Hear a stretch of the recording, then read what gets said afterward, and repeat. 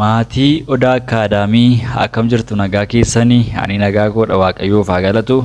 Egaa har'a immoo chaapterii afuraffaa Globalization and Regionalism jedhuun walitti deebinee jirra jechuudha. Adaraa keessan egaa gara barnoota keenya irratti tun seeniin dura ijoollonni subscribe hin goone chaanalii keenya kana subscribe godhaa, akkasumas ijoollota biraa akka ga'uudhaaf immoo ga'ee keessan baadhaa share gochuudhaan viidiyoo kana like godhaa, comment gochuudhaan yaada keessan immoo nu biraan ga'aa isin jechuun jaalladha. Egaa xiyyeeffannoo keenya guddaa konseptii kana keessatti yookaan koorsii kana keessatti konseptiiwwan bal'inaan jiran egaa globalization fi regionalism yookaan immoo addunyaa tokko taatee fi naannummaa irratti xiyyeeffachuudhaan walii wajjiniin ilaalla jechuudha. Globalization isheen jettu kun egaa addunyaa walitti fiduu yookaan immoo addunyaa tokko taate addunyaa tokkummaa qabdu uumuu, addunyaa afaan tokko dubbattu, addunyaa yaada tokko qabdu, addunyaa bakka tokkotti walitti fiduudhaaf regionalism kan jedhamu walitti dhufeenya yookaan immoo tumsa naannoo murtaa'e irratti godhamu yaada ibsudha jechuudha. Just yaadota kana sirriitti bal'inaan walii wajjiniin ilaalaa deemna jechuudha. Walii wajjin ilaalaa deemna. The world become one and the interactions among diverse people began to look like those within a village. Kuni gamaanni addunyaan tokko taateedha. Akkasumas walitti dhufeenyi namoota garaa garaa gidduu jiru kanneen ganda tokko keessa jiranii fakkaachuu qaba jechuudha. Namoonni addunyaa garaa garaa addunyaa tokkotu jira. Namoonni ardiiwwan garaa garaarra jiran, namoonni biyyoota garaa garaarra jiran akka wanta mandara tokko keessa jiraniitti fakkaachuu qabu jechuudhaan ibsa konseptii kana keessatti yaadi globalization kana as terms such as one world, homogenization and villagization are sometimes used as synonyms for globalization.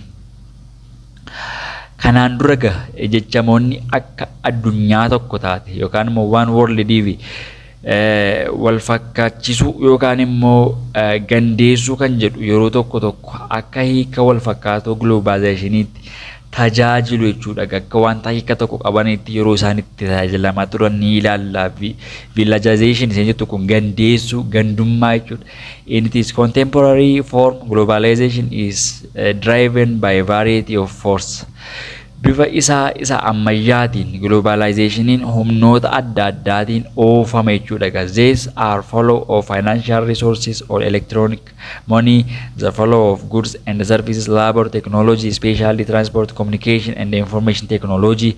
Kunneenis gala fakkeenyaaf amma yaa'a qabeenya maallaqaa yookaan immoo maallaqa elektirooniksii, yaa'a meeshaalee fi tajaajiltoota humna namaa, teekinooloojii keessattuu fakkeenyaaf ilaamma geejjiba, quunnamtii teekinooloojii, odeeffannoo fakkeenyaaf amma hundi keenya sagantaa televiizyinii tokko daawwanna yoo ta'e babal'achuu aadaa golii addunyaa tokko gara isa kaaniitti fi tatamsa'ina yaada amantiis akkasuma ilaalcha addunyaa guutuutti fe'uu isa jedhu kana religious idea as well as ideology yaada addunyaa tokko bakka tokkotti fiduu isa jedhu kana irratti kan inni xiyyeeffatu yaadi globalization akkanadha. Kun akka seensaatti akka kana jennee yoo ilaalle sirriitti keessa galuudhaan immoo afur tuqaa tokko irratti defining globalization. Globalization hiikuu yookaan hiikaa itti ilaanna jechuudha. Hiikaa itti ilaanna. Globalization can be defined as a multidimensional process characterized by. Kuni gama inni globalizationiin kun adeemsa gama hedduu qabu ta'ee kanneen armaan gadiitiin ibsamuu danda'a jechuudha. The first one is the stretching of social and political activities across state frontiers. Kuni gama inni as keessatti yaadnu agarru kuni sochiilee hawaasummaa fi siyaasa daangaa biyya darbanii diriirsuu, daangaa biyyaa darbanii diriirsuu, sochiilee hawaasummaa haa ta'u, haala uffannaa haa ta'u, aadaa haa ta'u, duudhaa haa ta'u, vaaliyuu haa ta'u, siyaasa sana daangaa biyyaa dabarsanii diriirsuu kan jedhu hiika akka kanaas qaba globalizationiin. For instance, wars and the conflict in developing countries would increase the flow of asylum seekers and illegal migrants into the developed countries. Fakkeenyaaf lama waraannii fi walitti bu'iinsi biyyoota qaqqabatoo yookaan immoo biyyoota ganaa guddachaa jiran developing keessatti kan uumamu yaa'a baqattootaa fi godaantota seeraan alaa gara biyyoota guddachaa jiraniitti ni dabala jechuudha. Kun hiikaa jalqabaa globalizationidhaaf laatame jechuudha. Tuqaa inni biraan tuqaa lammaffaa irratti intensification or the growing magnitude of interconnectedness in almost every aspect of social existence, from the economic to the ecological, the spread of HIV/AIDS, from the intensification of world trade to a spread of different weapons.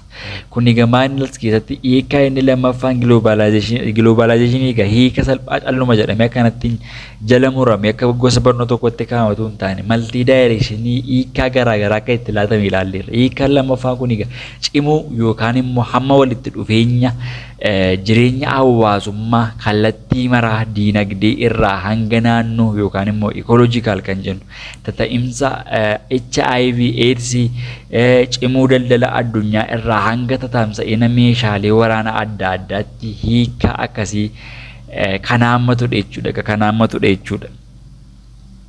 Inni biraan egaa sadaffaa kana irratti fudhannee gaafa laallu fakkeenyaaf amma the accelerating pace of global interaction and the processes as the evaluation of worldwide systems of transport and communication increases the rapidity of ideas, news, goods, information, capital and the technology move around the world. Ariitiin walitti dhufeenyaa fi adeemsa addunyaa dabalaa deemuun guddina sirna geejjibaa fi quunnamtii addunyaa guutuu waliin wal qabatee ariitii yaadonni oduun meeshaaleen odeeffannoon kaapitaalii yookaan kaapitaal kan jennuu fi teeknooloojii addunyaa keessaa ittiin socho'an ni dabala jechuudha. Kunis egaa just akka yaadaatti sadaffaatti wanta keedha jechuudha. Inni itti aanu afur tuqaa lama irratti the globalization debates falmiilee globalizationii egaa falmiiwwan isa irratti adeemsifamanis bal'aadha jechuudha. Akkuma konseptiin isaa bal'aate globalization is a continuous issue in international relations. Globalization egaa dhimma hariiroo idil addunyaa keessatti falmisiisaa dhimma ta'edha. There has been instance debate as to the direction, nature and the effect of globalization on states. Kun egaa kallattiin yookaan immoo amalaa fi dhiibbaa globalizationiin biyyoota irratti qabu irratti falmiin cimaan jiraachaa turuu isaa argisiisa jechuudha. Falmiin cimaan jiraachaa akka turedha. In this regard, there are three perspectives. Gama kanaan egaa ilaalchawwan gurguddoo sadiitu jiru jechuudha. The first one is the hyper-globalists. Kun egaa hyper-globalistoota kan jennu yaada akkamii akka isaan qaban sirriitti ilaalla. The second one is the skeptics and the third one is transformationalists. Yaadota kana sirriitti tokko tokkoon qoqqoonnee ilaalla jechuudha. Jalqaba irratti akkuma isin argitan afur lama tokko the hyper-globalists kan jedhu ilaalla jechuudha. Inni kun egaa maanni yaada akkamii akka inni of keessaa qabu sirriitti ilaalla. Nation state become obsolete to regulate their economy and boundary. Kun egaa maanni biyyoonni yookaan immoo nation state kan nuyi jennu diinagdee fi daangaa isaanii to'achuuf dandeettii dhabu yookaan immoo tajaajilaan ala ta'uu jechuudha as keessatti. The hyper-globalized kana keessatti wantoonni sadan nuyi ilaalaa jiru kun egaa ilaalchaawwan gurguddoo sadii jiran yookaan perspektiivota gurguddoo sadii jiran jechuudha. Perspektiivii isa jalqabaa yookaan hyper-globalized keessatti biyyoonni yookaan immoo nation state warra nuyi ittiin jennu diinagdee fi daangaa isaanii to'achuuf dandeettii akka isaan dhaban jechuudha. Dandeettii dhabu jechuudhaan eega. view kana keessatti this view of globalization privileges the economic over the political, the market over the state, and suggests the decline of states. Ilaalchi globalization kun siyaasa caalaa diinagdeef mootummaa caalaa immoo gabaaf dursa kenna akkasumas kufaatii mootummootaa agarsiisa jechuudha.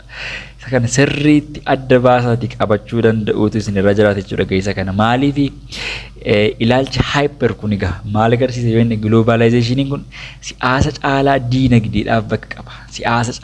Siyaasa caalaa politikaalii caalaa ikoonomiidhaaf yookaan siyaasa caalaa diinagdeedhaaf bakka qaba. Mootummaa caalaa immoo governimentii caalaa immoo gabaadhaaf dursa kenna jechuudha. Gabaatu dursa mootummaa dursa jechuudha. Kufaatii mootummootaa agarsiisa jechuudha. The authority and the legitimacy of states is undermined as the national government become increasingly unable to control the transboundary movement and the flows of goods, services, ideas, and different socio-economic activities inside their borders. Aangoo fi seera qabeessummaan mootummootaa ni haafa yookaan ni laafa jechuudhaan amanaga. Kunis mootummoonni biyyaalessaa sochii daangaa qaxxaamuruu fi yaa'a meeshaalee tajaajiltoota yaadotaa fi sochiilee hawaas dinagdee adda addaa daangaa isaanii keessatti to'achuu dadhabaa adeemuu wajjinii wal qabata. Daangaa isaanii mootummoonni sirriitti control gochuu hin danda'ani. Transboundary movement wantoota daangaa isaanii keessa ba'anii daangaa isaanii keessa galan qixa to'achuu qaban irra to'achuudhaaf dudduubatti jedhu jechuudha nama nagaa. Perspectiviin inni jalqabaa kun economic globalization is generated a new pattern of losers as well as winners in the international economy. Globalization ini diinagdee idil addunyaa keessatti bifa haaraa mo'attootaa fi mo'attoota uumaa jira jechuudha. Bifa haaraa mo'attootaa uumaa jira. Qixa kanarra dhagaa perspektiiviin inni jalqabaa kan inni dubbatu. Inni biraan the skeptics kan jennu kana.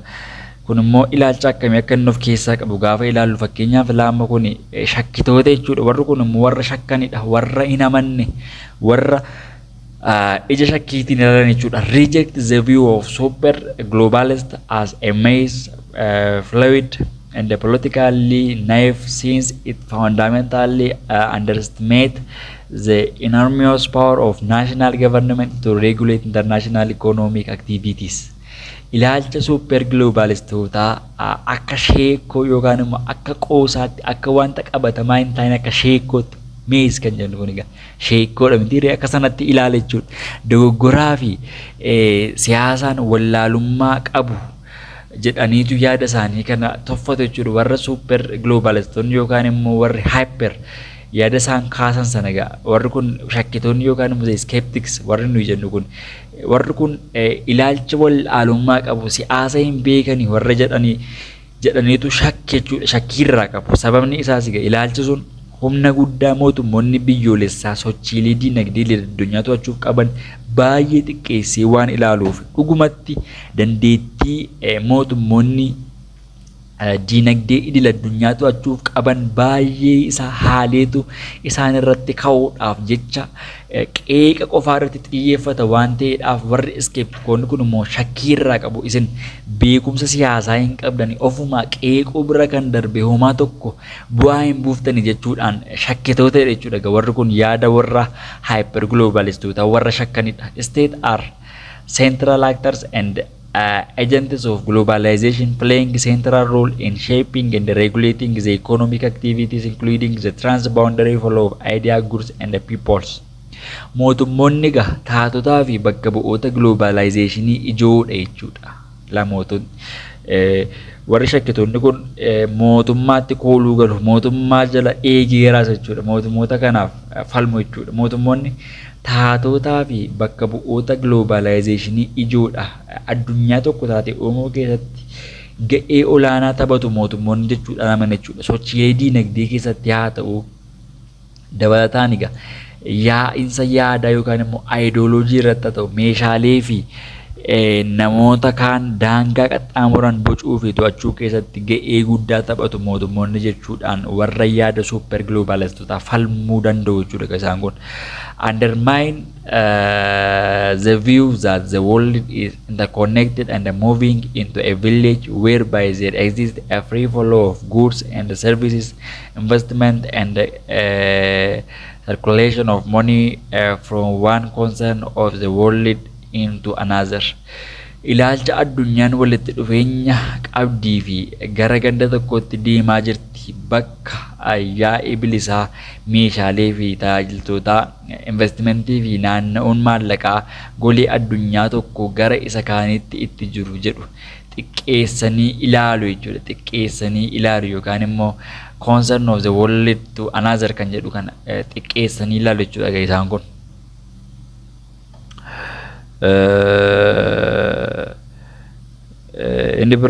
For that matter, skeptics argue that there is no free flow of goods, resources, technology, and finance at the global level. Instead, we have regional-based globalization. Gama kaaniin yookaan immoo for that matter gara kaaniin gaafa ilaallu shakkitoonni yookaan immoo skeptics warri nu jennu kun sadarkaa addunyaatti yaa'ii bilisaa meeshaalee qabeenyaa teeknooloojii fi faayinaansii hin jiru jedhaniitu falmu jechuudha. Kana dura globalizationii naannoo irratti hundaa'etu jira jechuudhaan amanu warri kun. Shakkitoonni kun qixa kanarradha kan isaan amanan. In this regard, it has become evident that the western region is more integrated and globalized than the other part of the world such as Africa and Asia. Gama kanaan egaa naannaan dhiyaa yookaan immoo western warri nu ittiin jennu kutaalee addunyaa kanneen biroo kanneen akka Afrikaa fi Eeshiyaa caalaa walitti makamaa fi globalizationidhaan kan wal qabate ta'uun isaa ifa ta'eera jechuudha. Kun just wanta beekamaa qabatamaa jirudhas wanta falmisiisaa miti. The skeptics thus do not believe that globalization will help to narrow the economic and technological gap that is still prevailing between the global north or developed countries and the global south or developing countries. Kanaafuu shakkitoonni globalizationiin garaagarummaa diinagdee fi teeknooloojii amma illee kaaba addunyaa yookaan biyyoota guddatanii fi kibba addunyaa yookaan immoo biyyoota ganaa guddachaa jiran gidduu jiru dhiphisuuf ni gargaara jedhanii hin amanan jechuudha. Shakkitoonni yookaan skeptics warri nuyi jennu kun warri shakkitoonni kun egaa globalizationiin garaagarummaa biyyoota dhiyaatiif biyyoota kaabaa gidduu biyyoota kaabaatiif biyyoota kibbaa gidduu jiru ni dhiphata jedhee hin amanu. Globalization kanaaf furmaata jedhanii hin amanan. Shakkii qaba jechuudha globalization irra warri kun. Shakkitoota jechuudha akkuma maqaa isaanii. Tuqaan itti aanu perspektiivii inni sadaffaan transformationalists yookaan immoo yaada akkamii akkasiin of keessaa qabu ilaalle. They reject both the hyper-globalist view of the end of a sovereign state as well as the skeptic claim that nothing much has changed. Isaan kun immoo warra bakka lamaniyyuu jiranidha jechuudha. Lamaan isaaniiyyuu ni falmu, lamaan isaanii immoo ni jajjabeessu jechuudha. Isaan kun warri transformationalists warri nuyi jennu kun ilaalcha hyper-globalistoota kan dhumachuu mootummaa abbaa biyyummaa agarsiisu yookaan kan mootummaa gadi qabu mootummaan qooda fudhataa miti stakeholderii miti kan jedhuu fi yaada shakkitoota yookaan immoo skeptics kan nuyi jennu kana lamaan isaaniitu kan hin jijjiiramne jedhu lamaanuu ni kuffisu jechuudha. Yaada isaanii kanatti hin qeequ jechuudha. Warri kun immoo yaada hyper-globalistootaas yaada skepticstootaas hin qeequ jechuudha. Instead, they assert that a new sovereignty regime is displacing traditional conception of state power as absolute, indivisible, territorially exclusive power. Kana malees egaa sirni abbaa biyyummaa haaraa ilaalcha baramaa kan humna mootummaa akka waan hin hirmaanne guutuu fi daangaa murtaa'eetti fudhatamu bakka bu'aa jira jedhanii falmu jechuudha kan hin dhagana.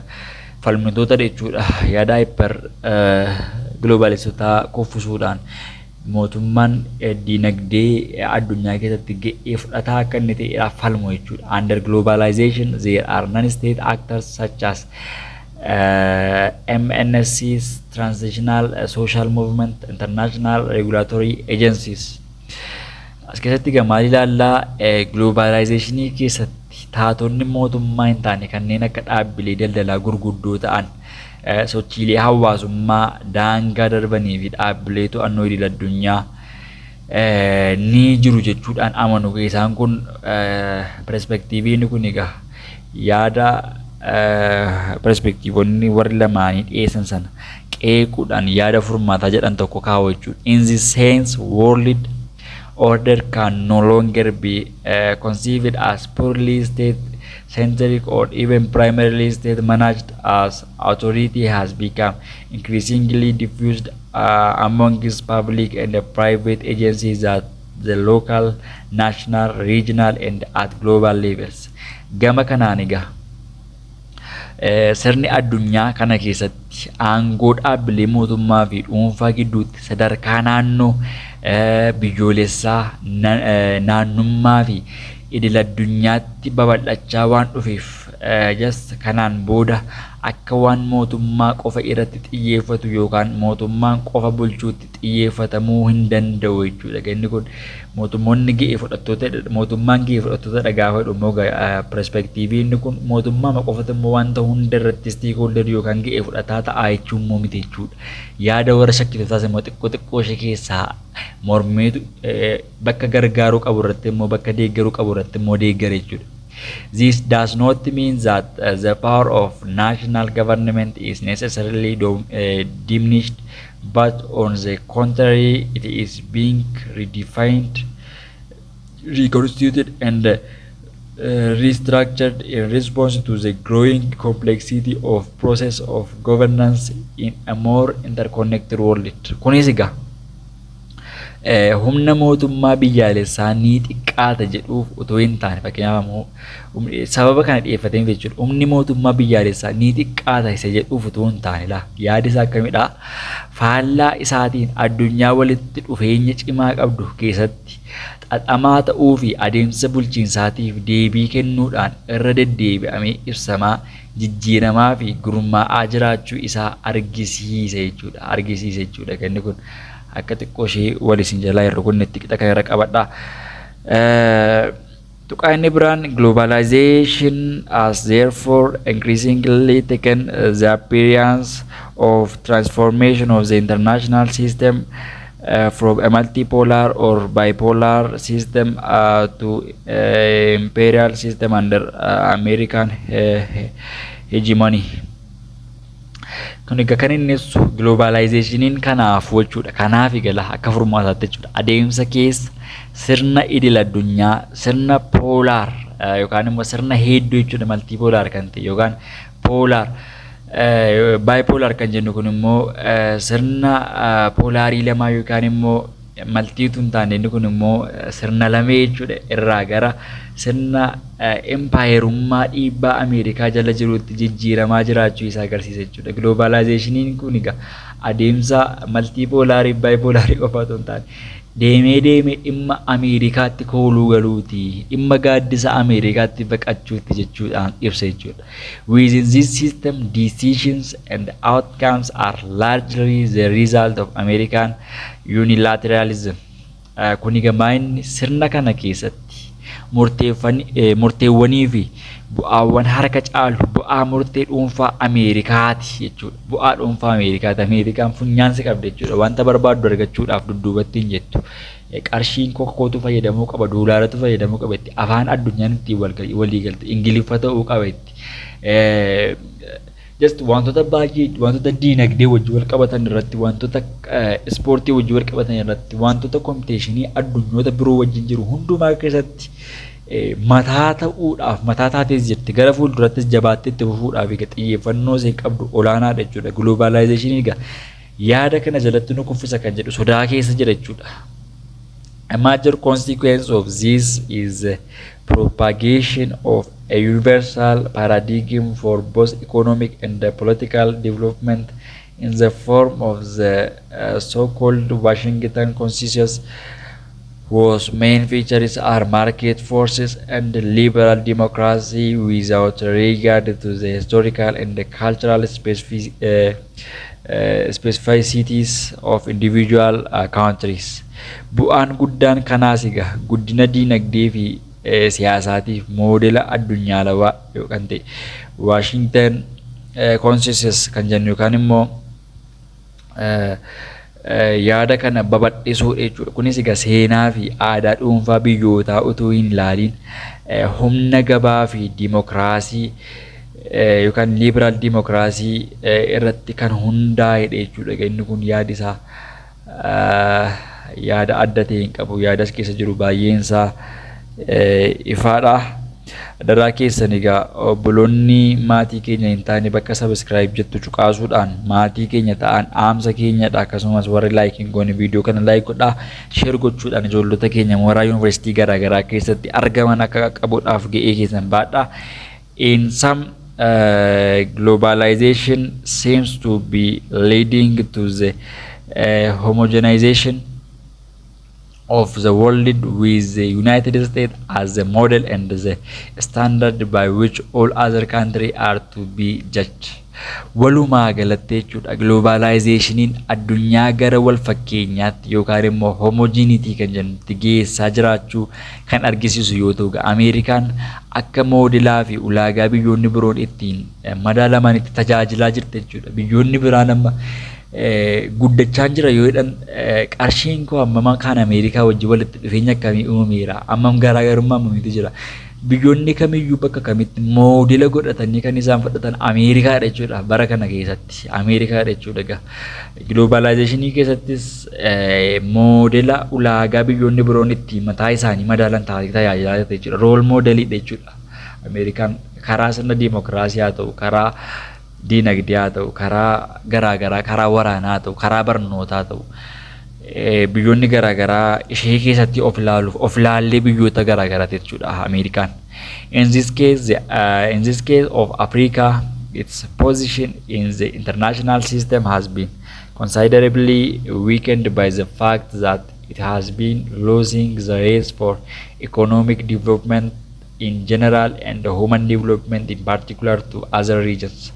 Gara Afrikaatti yeroo dhufu garuu sababa dorgommii guddina diinagdee waliigalaa fi keessattuu guddina humna namaatiin naannolee birootiin mo'atamaa dhufteef sadarkaan isheen sirna idil addunyaa keessatti qabdu baay'ee laafeera jechuudha. Kan biyya keenya kan ardii keenya Afrikaa gaafa fudhannu faallaa Ameerikaati jechuudha. This poor performance by African countries accounts in part for the political and the social instability and the rise of authoritarian regimes that have characterized much of post-colonial Africa, further weakening the ability of African countries to deal effectively with globalization.